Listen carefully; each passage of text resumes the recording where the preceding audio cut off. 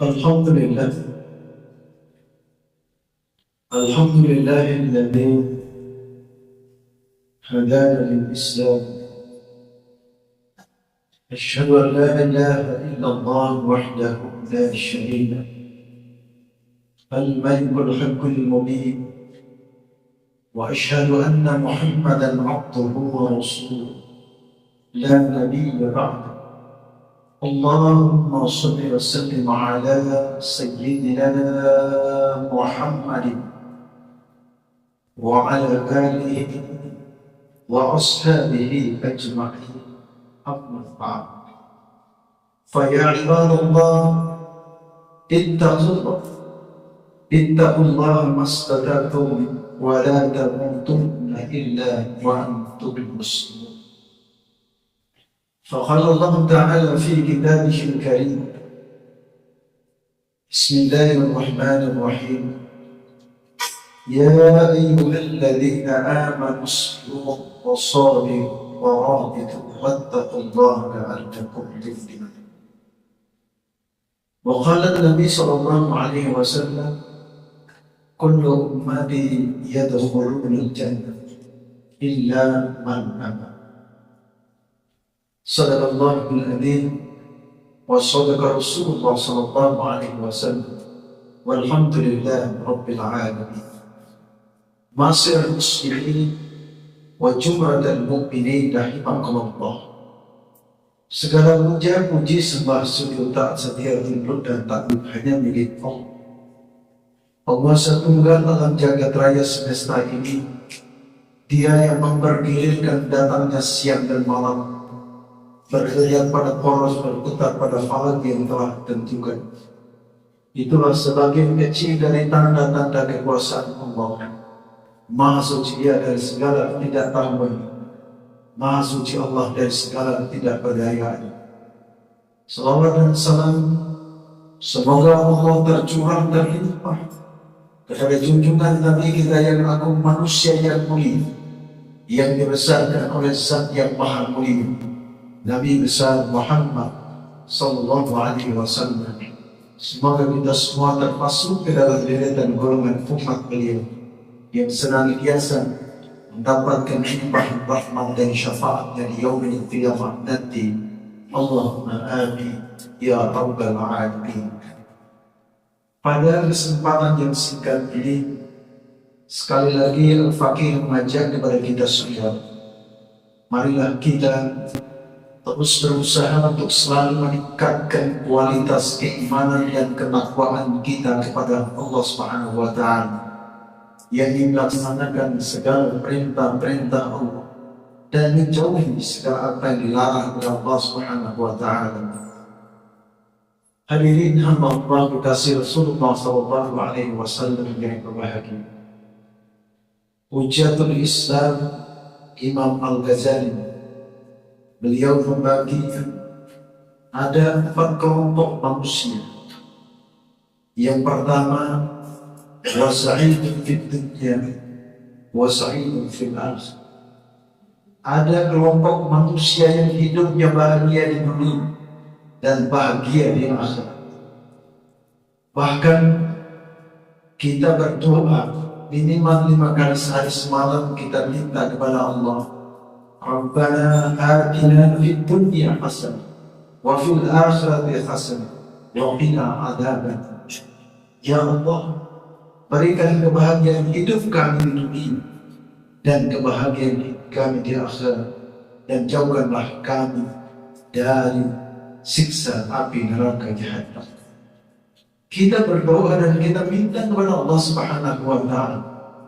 Namun orang ingin bahagia hidupnya dunia dan akhirat tidak mudah seperti kita membolak-balikkan telapak tangan kita, tapi harus memerlukan perjuangan dan pengorbanan dalam kehidupan kita.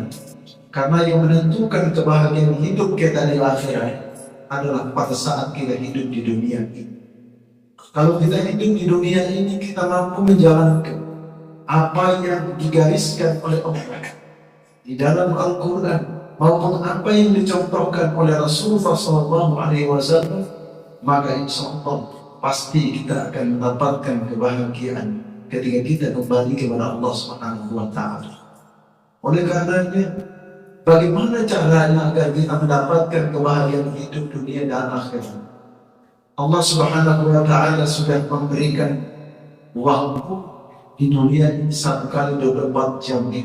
Kalau seandainya kita mampu membagi 3 waktu, dibagi 3 1 kali 24 jam itu, maka insya Allah kita akan dapatkan kebahagiaan hidupnya di dunia dan akhirat.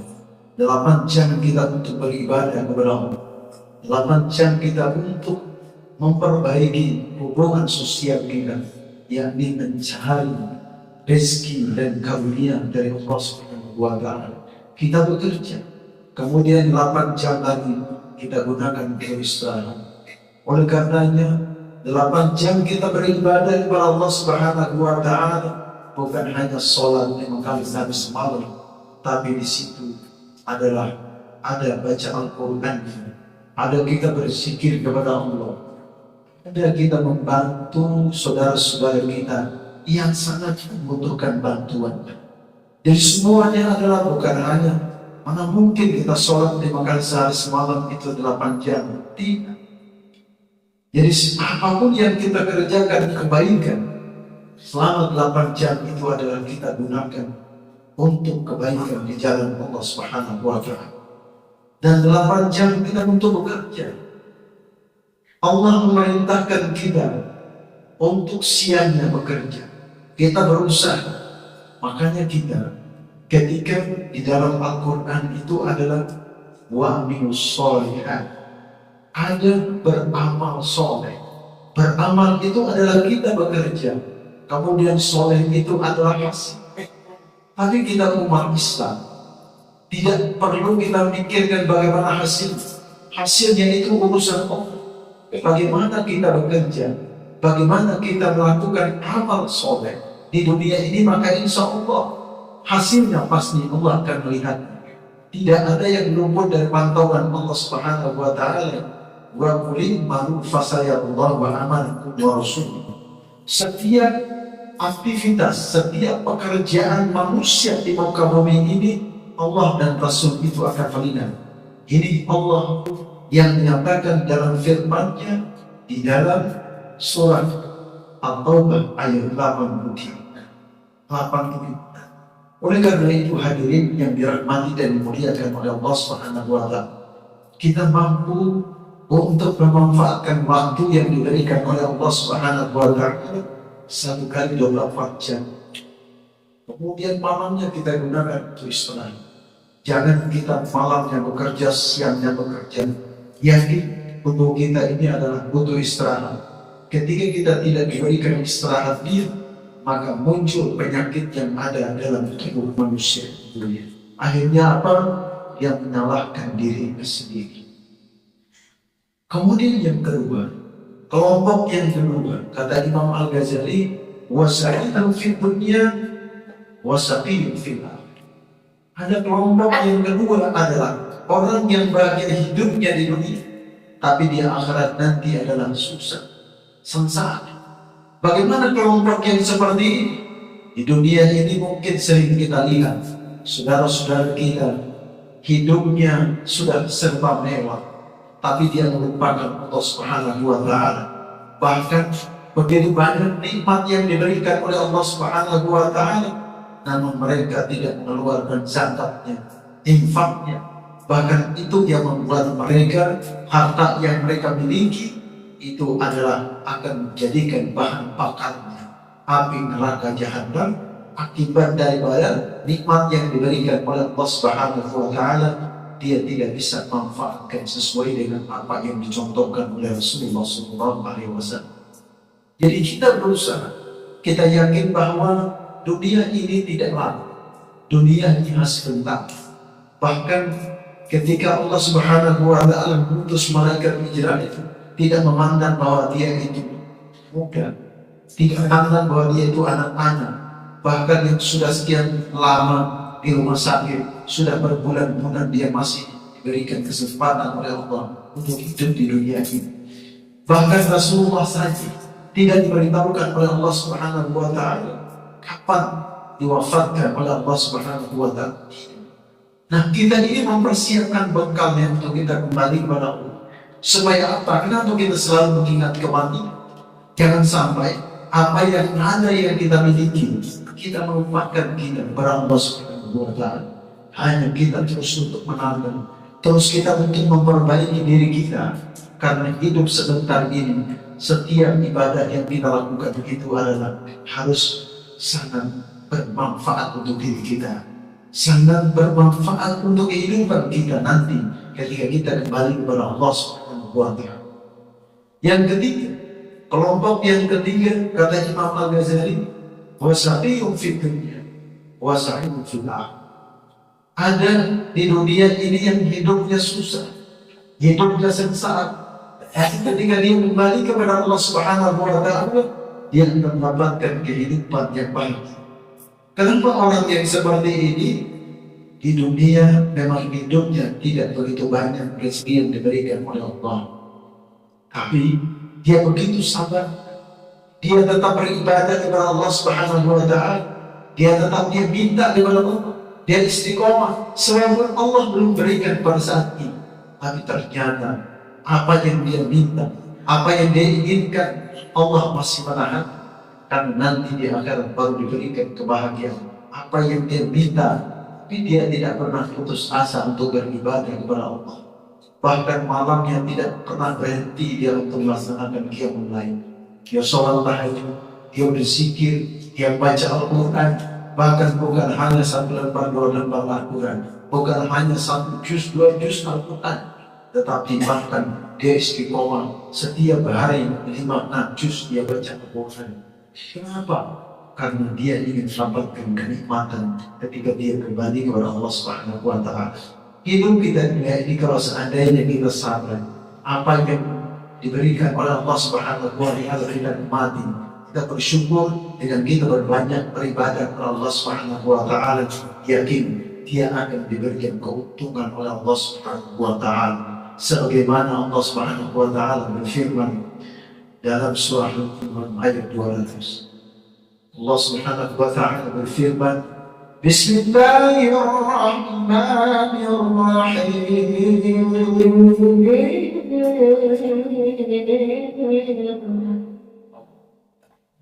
Ya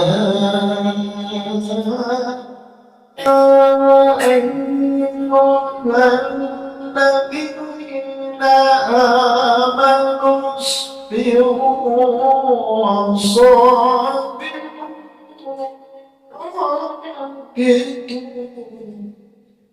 wattaqu la'allakum tuflihun.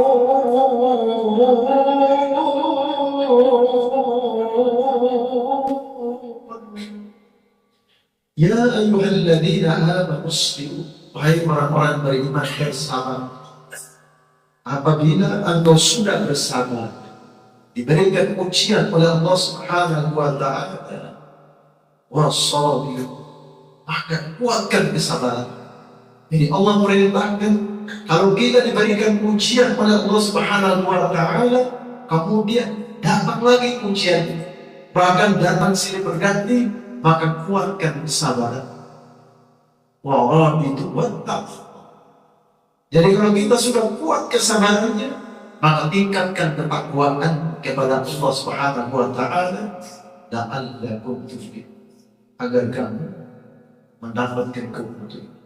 Orang yang bersabar itu pasti akan mendapatkan keuntungan yang diberikan oleh Allah Subhanahu wa Ta'ala. Yakin kalau kita hidup di dunia ini, kalau kita tidak sabar, bahkan di perjalanan, di rumah, di mana saja kita berada, jangankan di jalan, di masjid pun kalau kita tidak sabar untuk menghadapi ujian tantangan yang diberikan oleh Allah Subhanahu wa Ta'ala, banyak orang yang berputus asa dari nikmat dan rahmat yang diberikan oleh Allah Subhanahu wa Ta'ala. Akibat mereka itu adalah tidak mampu untuk menahan kesabaran. Yakin sabar itu adalah pahit, tetapi kalau kita sudah melewati, kita mampu untuk menempuh jalan, maka pasti Allah akan berikan kebaikan hidup kita. bukan hanya di dunia, tapi lebih-lebih di akhirat kelak nanti akan diberikan jalan yang terbaik oleh Allah Subhanahu wa Ta'ala. Kelompok yang keempat, kata Imam Al-Ghazali, wasaqiyun fid dunya wasaqiyun fil akhirah. Ada kelompoknya hidupnya sengsara di dunia, dan nanti di akhirat dia lebih sengsara lagi. Siapakah mereka itu? Di dunia ini sudah diberikan kesusahan, kesulitan oleh Allah, namun dia jauh dari Allah. Dia tidak pernah beribadah kepada Allah Subhanahu wa Ta'ala. Hidupnya hari demi hari diberikan nikmat sehat oleh Allah Subhanahu wa Ta'ala. Dia lewatkan waktu begitu saja hanya untuk bicara yang tidak ada manfaat. Tidak mau datang untuk beribadah, tidak mau dia untuk menuntut ilmu, tidak mau dia untuk belajar, tidak mau dia untuk apa saja yang diperintahkan oleh Allah Subhanahu wa Ta'ala. Tetapi begitu dia berbicara agama, dia lebih hebat, dia yang paling hebat, bahkan dia yang paling banyak ilmu. Jadi Islam itu bukan hanya sekedar teori, Islam itu bukan hanya sekedar praktek.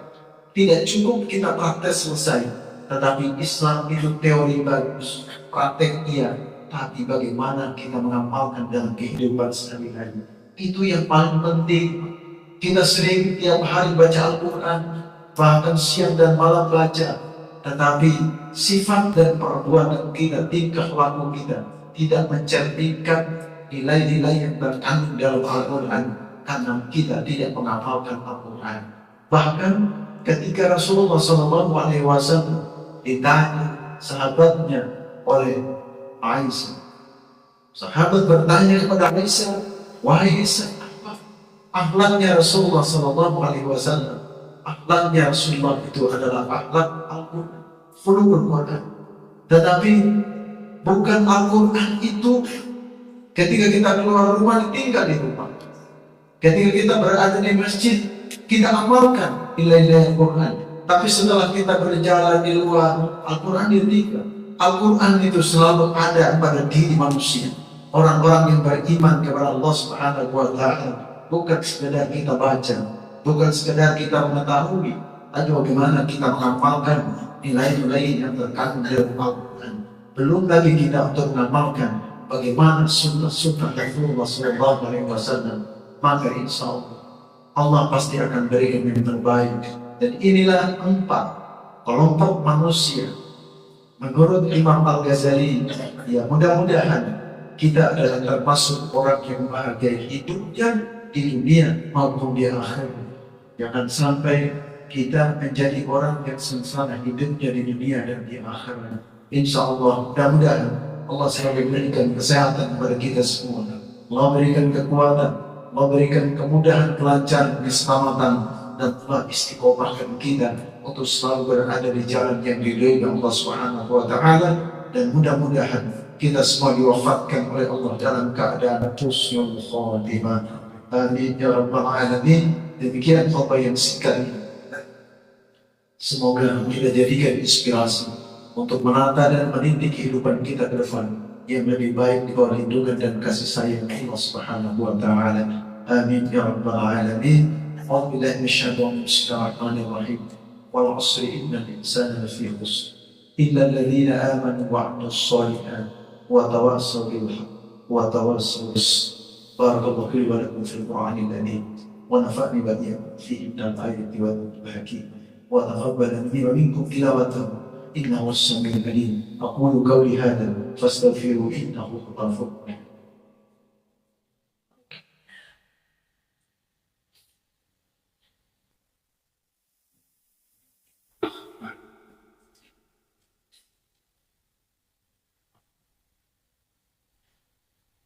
Innal hamdalillah nahmaduhu wa nasta'inuhu wa nastaghfiruh wa na'udzu billahi min shururi anfusina wa min sayyiati a'malina.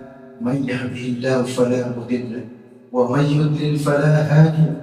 Asyhadu an la ilaha illallah wahdahu la syarika wa asyhadu anna Muhammadan 'abduhu wa rasuluh rahmatan lil alamin. Allahumma shalli wa sallim ala sayyidina Muhammad wa ala alihi wa وأصحابه أجمعين. أما بعد، فيا عباد الله، اتقوا الله حق تقاته ولا تموتن إلا وأنتم مسلمون. فقال الله تعالى في كتابه الكريم: إن الله وملائكته يصلون على النبي يا أيها الذين آمنوا صلوا عليه وسلموا تسليما. اللهم صل وسلم على وعلى آله وأصحابه والتابعين ومن تبعهم بإحسان إلى يوم الدين، وعلينا معهم برحمتك يا أرحم الراحمين. اللهم اغفر للمسلمين والمسلمات والمؤمنين والمؤمنات الأحياء منهم والأموات، إنك سميع قريب مجيب الدعوات. يا قاضي الحاجة، ربنا ظلمنا أنفسنا وإن لم تغفر لنا وترحمنا لنكونن من الخاسرين. اللهم ادفع عنا الغلاء والبلاء والوباء والفحشاء والمنكر والسيوف وسدد محنا ما ظهر منها وما بطن من بلدنا إندونيسيا خاصة ومن دار المسلمين عامة، إنك على كل شيء قدير. ربنا آتنا من لدنك رحمة وهيئ لنا من أمرنا رشدا. ربنا آتنا في الدنيا حسنة وفي الآخرة حسنة وقنا عذاب النار. عباد الله، إن الله يأمر بالعدل والإحسان وإيتاء ذي القربى وينهى عن الفحشاء والمنكر والبغي يعظكم لعلكم تذكرون. ولذكر الله أكبر.